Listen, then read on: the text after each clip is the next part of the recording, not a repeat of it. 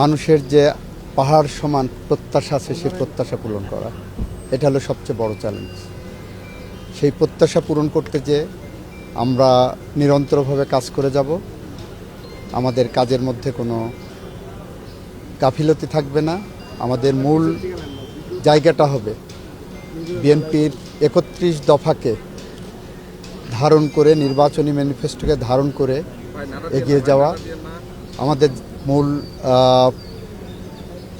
লক্ষ্য হবে বাংলাদেশে গণতন্ত্র, আইনের শাসন, ন্যায় বিচার প্রতিষ্ঠার জন্য যারা জীবন দিয়ে গেছেন, বিগত ১৬-১৭ বছর ধরে যারা জীবন দিয়েছেন,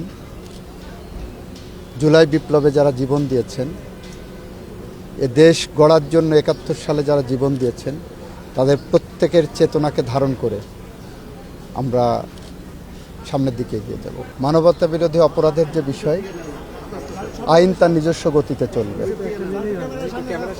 আইন তার নিজস্ব গতিতে চলবে, আমরা সেভাবেই দেখব। তবে আইনের যদি কোনো অপব্যবহার হয়ে থাকে সেটাও আমরা দেখব।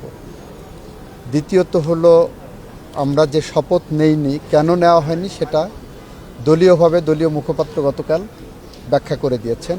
নতুন করে এখানে আমার বলার কিছু নেই।